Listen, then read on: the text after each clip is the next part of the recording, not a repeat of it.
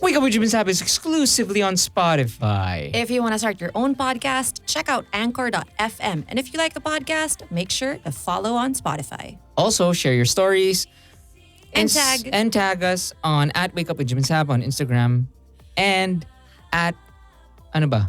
Di ko alam. Anyway, ito na yung show. But before that, ito yung latest single ng Cheats, Hakbang. Stream it on Spotify. Watch the music video with Piolo Pascual on Stream Hakbang, YouTube. stream Hakbang. See you guys. Welcome to Wake Up with Saab Podcast. Welcome to the new year. Welcome to the new year. Welcome to the new year. 2022. I know what that was. Well, since it's a new year, I've decided, along with my boxer shorts, I'm gonna wear some nice clothes. What do you mean? What do you mean alongside your boxers? Under the nice shirt is my Your boxers. I welcome that. yeah. Shh. May ibang tao pala. Welcome to the podcast. This is a podcast where we share how to become a better version of yourself. And we will share, in this episode, we're going to talk about our resolutions. We're going to talk about highlights of our year, how these resolutions that we did last year helped us do all the things we did this year. Does that make sense? I don't believe in resolutions though. Kaya nga, we're going to get there. Okay, sorry. And I did not know that's what we're talking about. I don't have my resolutions ready. Yes. So ako na bahala. Anyway, ito. So the first one, I would say this is the greatest thing ever. What? Okay, I just came up with it in the shower. Okay. It's called JRAA. You just came up with this? Yeah. Okay. Jra. Couldn't it have been Jara or something? Jra. Dra. Jra. Sup, Dra? Okay. It's Jra stands for. So again, just to clarify, these are our resolutions. Okay. This is what we followed, and this parang itong 2021, and we plan to keep doing it even at a higher level next year. So yung JRA, ano ba itong?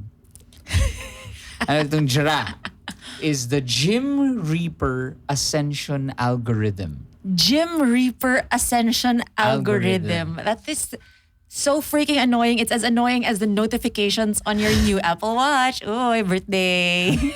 Ano yung silent? Happy birthday. Okay na nga. Yan. Silent na. Yan. Okay. So, Jra. Alam mo bakit? Ito yung naisip ko eh. When I was in grade school, okay, my metric for success monetarily was 50 pesos. Okay. Like, oh my gosh, yes, may 50 pesos ako. Okay? So, makakabili ako ng sago, makakabili ako ng siomay. Okay? But anything above 60 pesos, kung 60 pesos donut, no way. Ganon. What about 51 to 59? It's somehow, it destroys my soul. Okay. Pag 55, ang mahal. Okay.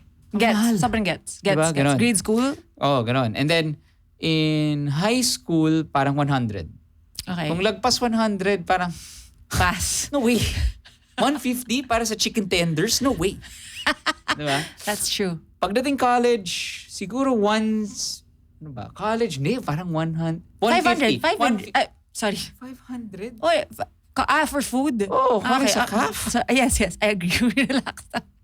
Relax. Kasi naalala ko, meron nga parang gyudon sa college, diba? Tapos parang, this is the only gyudon na masarap na less than 150. Pero naka-mothballs. Gyudon ba yun? Something. Or sipa. Hindi, CPA. Ano yung chicken pork adobo? Hindi, yun. Yes, yung masarsa na parang beef thing. So anyway. Nagkaroon ng mothball incident in their juice. So na-ban sila from the calf. But because there's a theory, there's a conspiracy theory na galit sa owner, naglagay ng mothball sa juice. Tapos, grabe no? Moth to the blame. Ganda na. So, yung jra ko doon was, kasi nga, yung threshold ko was 150 and it was the only available beef na gusto ko na below 150. Tiniis ko na may potential moth to the blame. So I'm so lost. No, wait. Ang daming moth to the blame, potential, threshold. What the F are you talking about? So what I'm saying is that it progresses. Okay? So parang when after college, when you start working, kaya ko magpasta sa BGC for lunch. Wow. 300 pesos. Parang yeah. Mahal. Parang, mahal pa rin. Anyway, the reason why I shared that and I thought about that is because I think it's really crucial for someone's development to constantly evaluate themselves. And evaluate themselves and then put value in themselves. Okay? So, I realized na sometimes yung threshold ko na yun, hindi pala graduate. Okay? So, kunwari, let's say I was working na. And one of my sources of stress, I was working in BGC. One of my stress points noon was, wala ba akong malalunch dito na 150, below 150 lang? Di ba, na healthy? Kasi my only, di ba, parang, but if I look back, okay, again, that was a source of stress for me.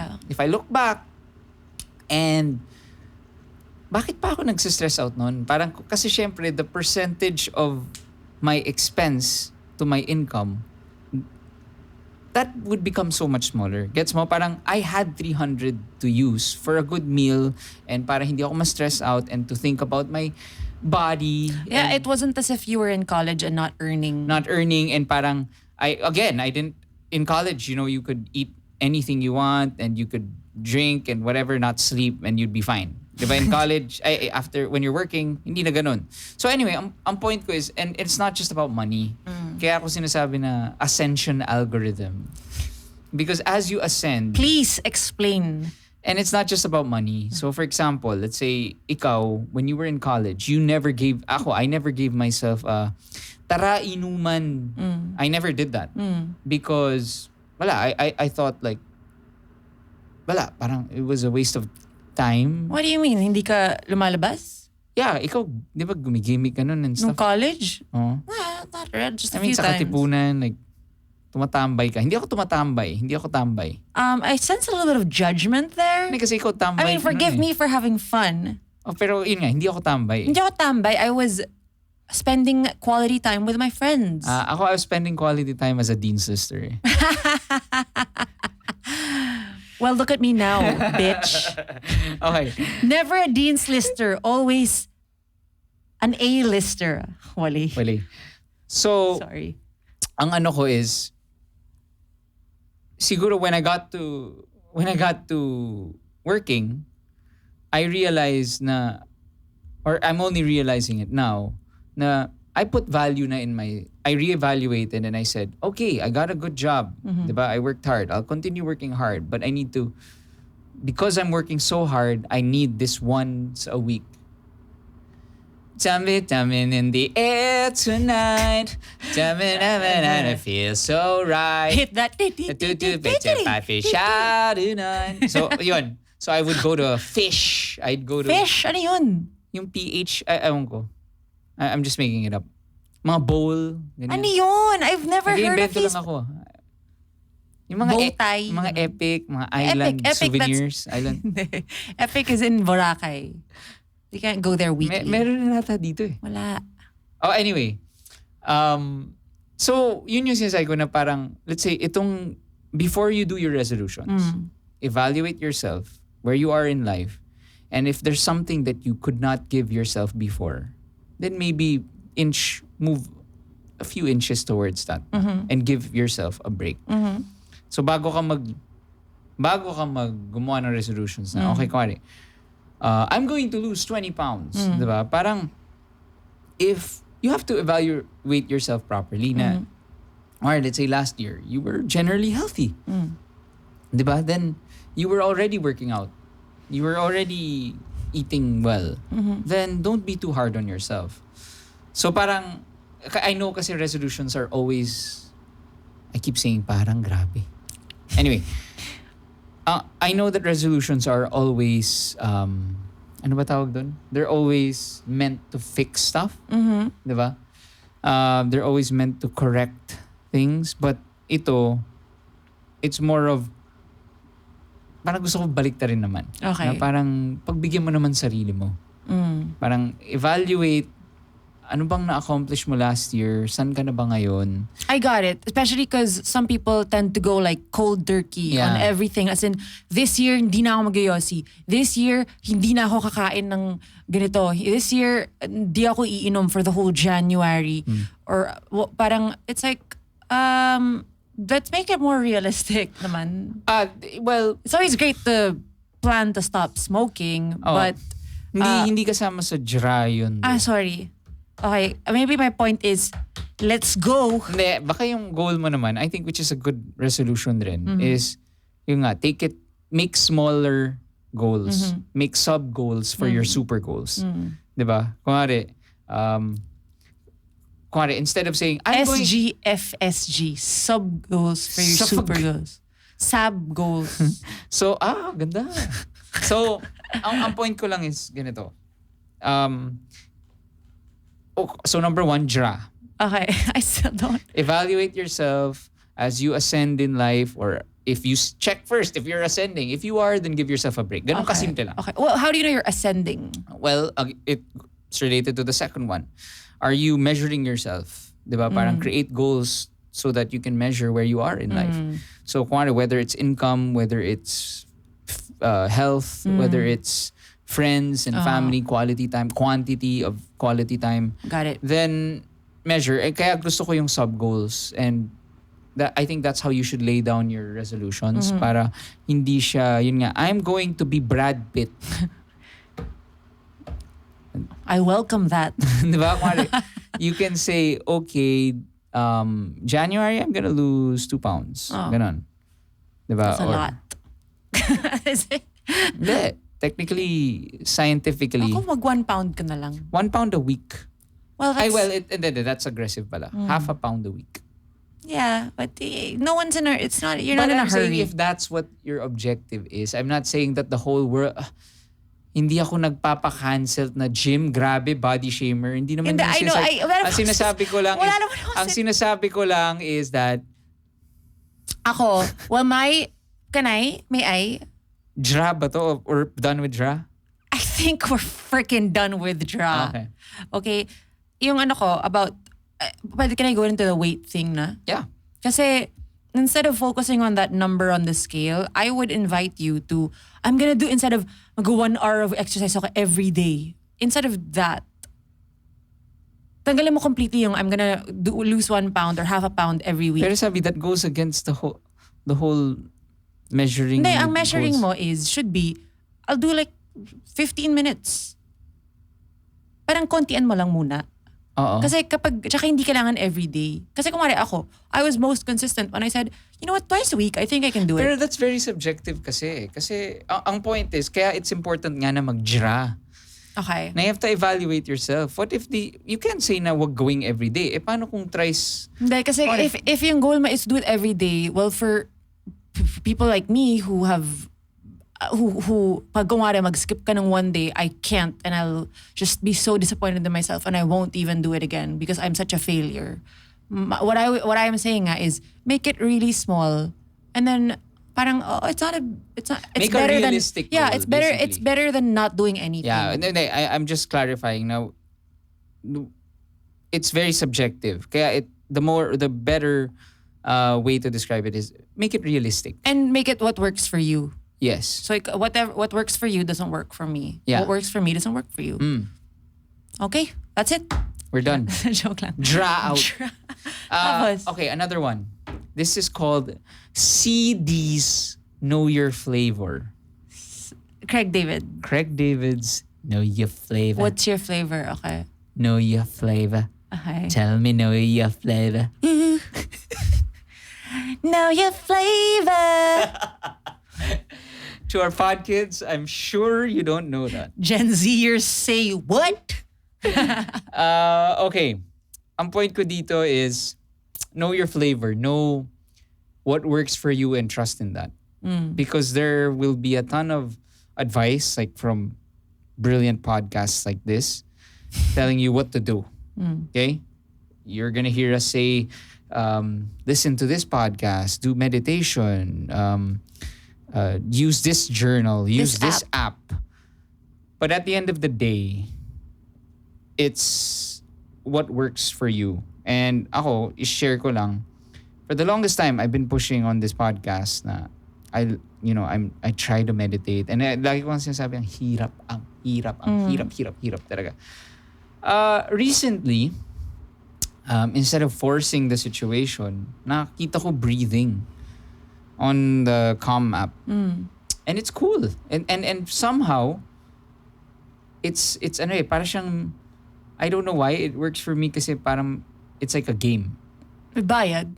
May bayad. Hassle. I canceled na my Calm app like 2 years ago. Ako sulit na yung Calm app sa akin. Pero hindi na ako nag-meditate. Yung breathing really helps kasi, well, it started when I tried doing ice baths. If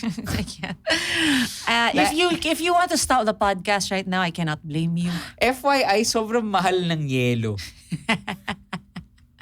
Kaya I don't do it all the time. Yeah. Bakit bang mahal ng yelo? Tubig lang yan eh. Kaya mo bang gawin sa bahay mo? Oh. Pero not that much. Not that much. Exactly. So, ba't ang mahal? Kasi that's why people, they work hard to freeze it. Work hard. Tinatambak lang nila yung tubig sa freezer. But I think there's a timing in it. Wala naman atang science yun eh. Meron. Siyempre, after mo i-freeze, lalagyan mo dun sa sako. Sako? Magkano ba yung yelo? 40 pesos. Hindi. Ang mahal. Oo. Ang mahal. 40 pesos. Hindi. 20, Jim. Sabi, sa convenience store, it's 20, 60 per bag. 20. 40. Anyway. Ice bath pa more. Can you Wake Up with Jim and Saab pag you guys find a source for ice? Okay. So disclaimer, yung pinapang ice bath niya, pinapandilig naman namin. Okay. So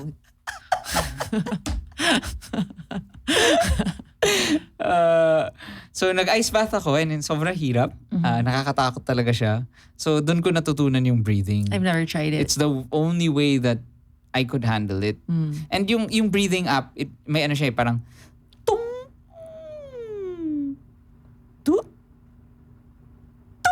to help your mind return to your breathing. Parang it's a challenge. It tells you when to, hindi, walang ganun. It just tells you when to breathe in and when to breathe out. And then may mga hold. So parang iba-iba. Tapos kung if you want to be calm, if you want to restore, if you want to energize, if you want focus. So ako iba-iba throughout the day, I do different things. Okay. So mga... Just for people who don't understand like what the heck an ice bath is. It's like you throw ice. It's like parang a tub full of ice. Yeah. And you battle yeah. your will. We don't have a bathtub, so we got this your mind. Ice bath, this cheap ice bath. Parang siyang inflatable pool na mas basta. Yeah. Pwede mo lagyan ng pagkain. Anyway. So yun, ang point ko is... Hindi ko nga. Okay, so this is sponsored by Calm. Charot. Yung point ko is, it's about, it was through that na I tried meditating because everyone says you have to meditate. You have to do guided meditation. And I tried for 2 years. And honestly, like for the past 3 months, I've been doing this breathing thing. And I can say really, it's changed my life. Well, technically, it is meditation. Yeah, it is nga. Ang sisay ko lang is, this flavor worked for me. What's your know flavor? Your flavor. Know your flavor. Yeah. Ikaw, do you have anything na parang everyone was saying na, okay, Saab, kailangan mong gawin to because this is what works. Whether it's, fitness, whether it's diet. Yeah, I think it's, I put a lot of pressure on myself to really like plan out my whole month or week. And then I learned that what works best for me is just focusing on what I'm supposed to focus on just today. Yun lang. As in... Who told you na dapat ganon? Yung mga weekly, all the... Everything, no? All the productivity stuff that I watched on YouTube, and I've watched a lot. Parang plan it out, and it really helps. It helps for a time. And I think I may be able to get there, but for my neurodivergent mind, Ganda naman ng neurodivergent mind. That's the thing. When you're not neurotypical, this is what's been working for me right now. Just the stuff that I'm supposed to focus on today, and then that's it. Yeah. Nice. So, yun, I think because we did these things, because nag-dra kami, we knew our flavor. We had sub-goals. We really did. As in, I swear, itong 2021, I think this was our most goal-oriented year as individuals and as a couple. We were able to really accomplish a lot this 2021. And we want to share with you yung highlights namin of the year. Okay. We just want to share some of the highlights. And of course, yung mga highlights na yan involve podkids and the community we built.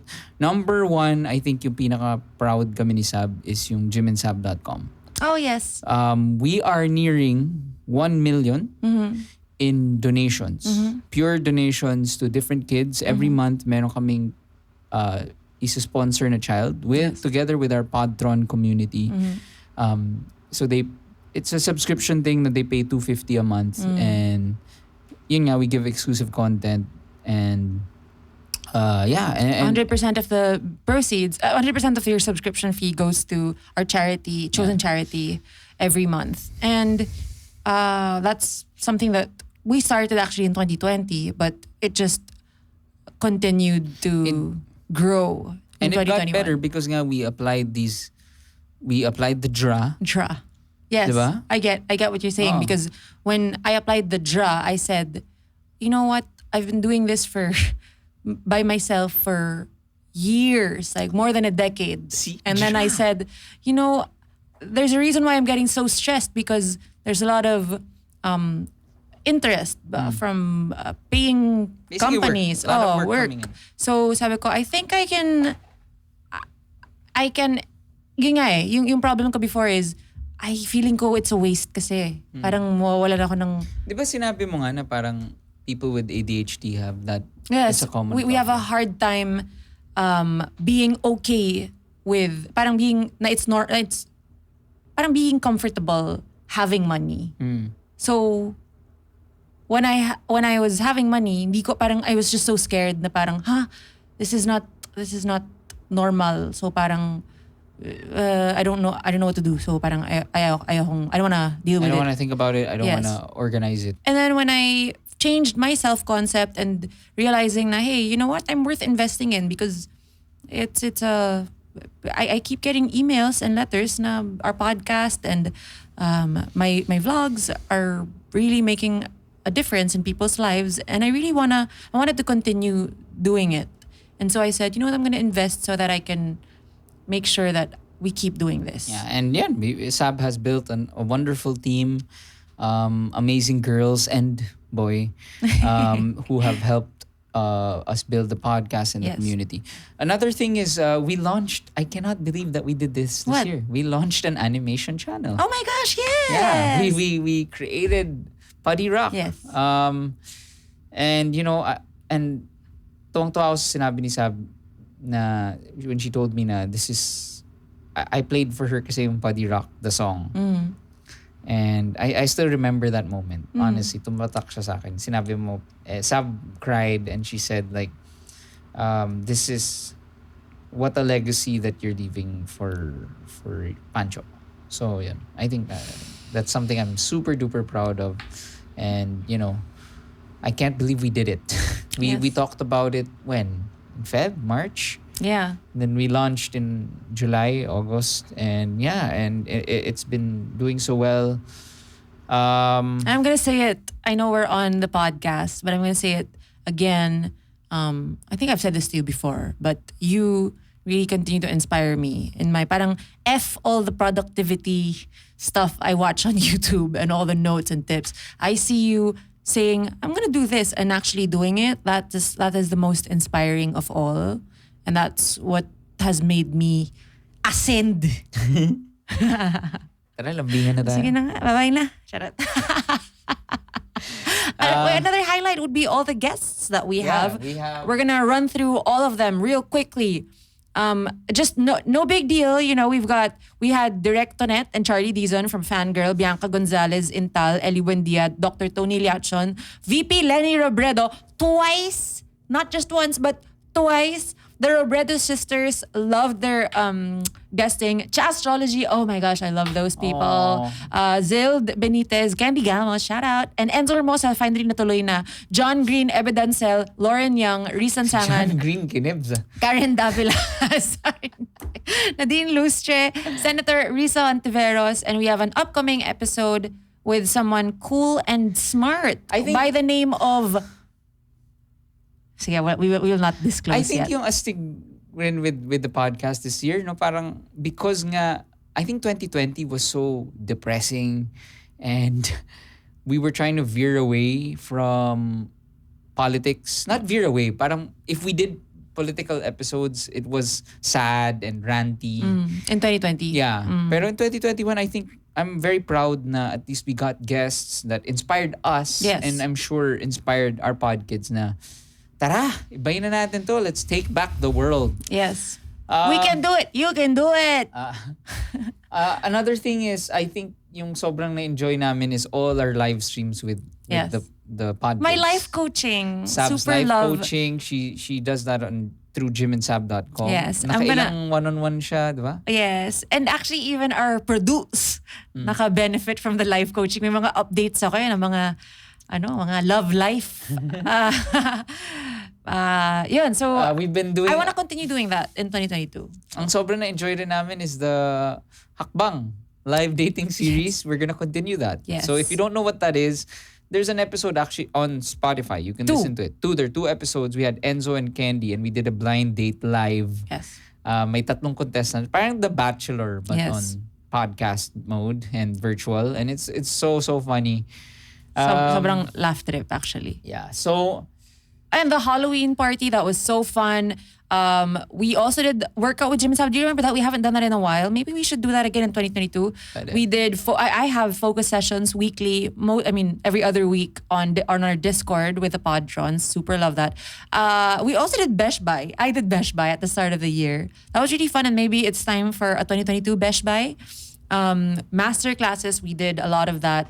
So we really encourage you to sign up to gymandsaab.com because we have so much fun doing stuff with you, knowing that it all goes towards a good cause. And all your feedback is just it's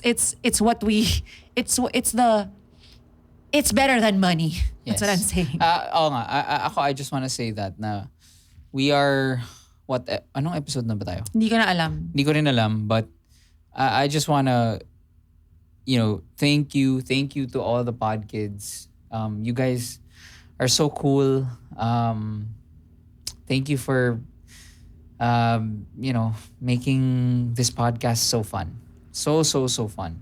And we just we want to say na for this year, it's good to say na it's a new year and make a better me. We want to make better me. New year, better me. But naalala mo yung... I want to clarify. Okay. Sorry. Okay. Before you end, may sabihin pa ako. I want to clarify na just because it's the new year doesn't mean don't put all your eggs in the new... I think this is exactly what I said last time. Don't put all your eggs in the New Year's Day basket. Okay. Every day is a new year. So you can, if you put pressure on yourself, put pressure on doing dra on day 1. Evaluate yourself, see what you deserve, see what you would need to work on more to deserve these things. Smart goals and know your flavor. Here's an action plan. I like that idea, Jim. Every day is a new year.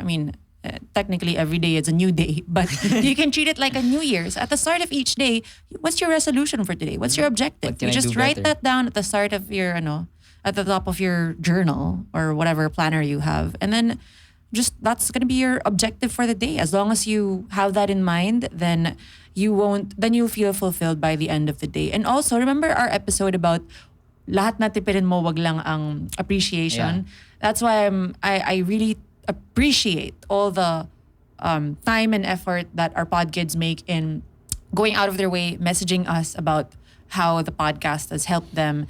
And actually, if we can ask you for one thing for the new year, we would like to ask you to rate our podcast on Spotify, because now Spotify has ratings, and I think by the time this episode comes out, it's going to be up and running. So check it out.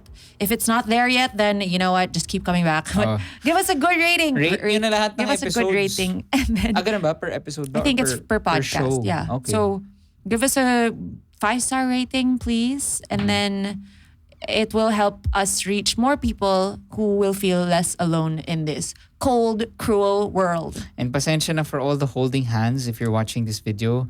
Saab has just been full-time mommy and namiss ko siya. Okay. Happy New Year. Happy New Year. Bye. Bye. Aw. Ganda ah.